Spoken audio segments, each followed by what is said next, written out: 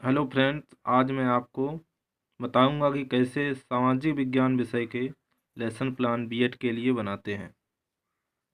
सबसे पहले पेज में पाठ योजना संख्या डालेंगे, दिनांक डालेंगे, विषय, उपविषय और प्रकरण डालेंगे। तीसरे कॉलम में कक्षा, वर्ग, चक्र और अवधि डालेंगे। छात्राध्यापक का नाम, प्रशिक्षण केंद्र का नाम, सामान्य उद्देश्य लगभग एसएस के इतिहास में सेम ही रहते हैं।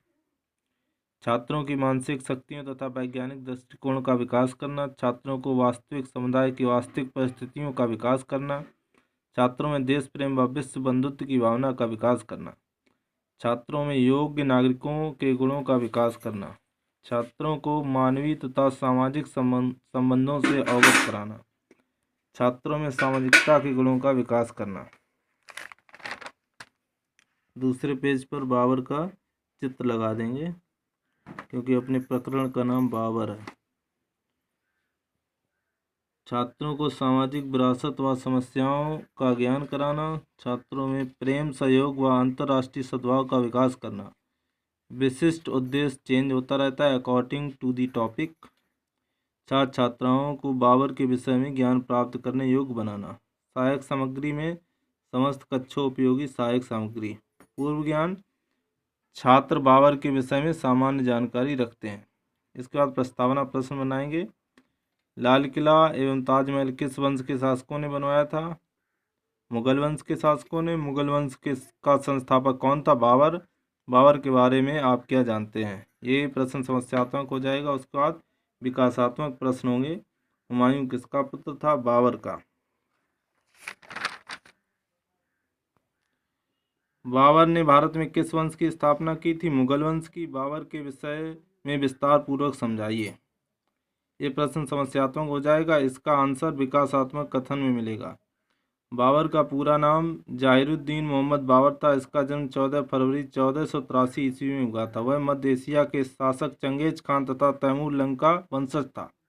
बाबर का जन्म फरगना घाटी के अंदीजान नामक शहर में हुआ था, जो अब उज्बेकिस्तान में है। उसके पिता मिर्जा शेख तथा माता निगार खानम थे। वह फारसी भाषा में प्रवीण था तथा वह तुर्की भाषा का भी जानकार था। उसने अपनी आत्मकथा बाबरनामा तुर्की भाषा में लिखी थी। बाबरनामा में बाबर के शासनकाल के बारे में जानकारी प्राप्त होती है।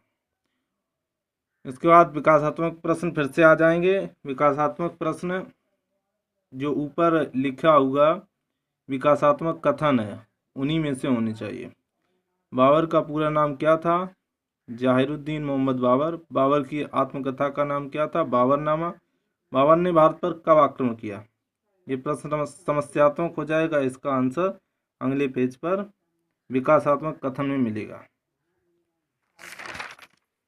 विकासात्मक कथन। बाबरनामा के अनुसार बाबर ने 21 अप्रैल 1526 ईस्वी में दिल्ली पर आक्रमण कर दिया। इससे पहले वह कंधार पर अपना अधिकार कर चुका था। उस समय दिल्ली में लोदी वंश के शासक इब्राहिम लोदी का शासन था। यद्यपि बाबर की सेना इब्राहिम लोदी की सेना की अपेक्षा बहुत छोटी थी, किंतु बाबर की सेना चुस्त दुरुस्त एवं अनुशासित थी और उसके पास युद्ध लड़ने के लिए पर्याप्त मात्रा में गोला बारूद तथा अच्छी तोपें थीं। इस युद्ध में बाबर ने इब्राहिम लोदी को परास्त कर दिया। इब्राहिम लोदी युद्ध के मैदान में ही मारा गया। इतिहास में इस युद्ध को पानीपत के प्रथम युद्ध के नाम से जाना जाता है। इसके बाद जो विकासात्मक प्रश्न होंगे वो ऊपर लिखे हुए विकासात्मक कथन में से ही होने चाहिए। पानीपत का प्रथम युद्ध किसके किसके मध्य लड़ा गया था? बाबर तथा इब्राहिम लोदी के मध्य। पानीपत के प्रथम युद्ध में कौन विजय हुआ? बाबर। बाबर ने पानीपत के युद्ध के बाद और कौन कौन से युद्ध लड़े? ये इसका आंसर समस्यात्मक है। आगे विकासात्मक कथन में इसका उत्तर होना चाहिए।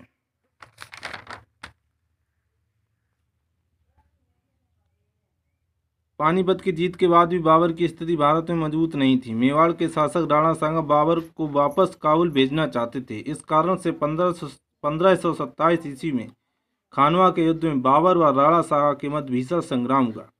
इसमें राणा सांगा पराजित हुए। राजपूतों को हराने के बाद भी बाबर को अफगानी शासकों जो बिहार व बंगाल में राज कर रहे थे उनके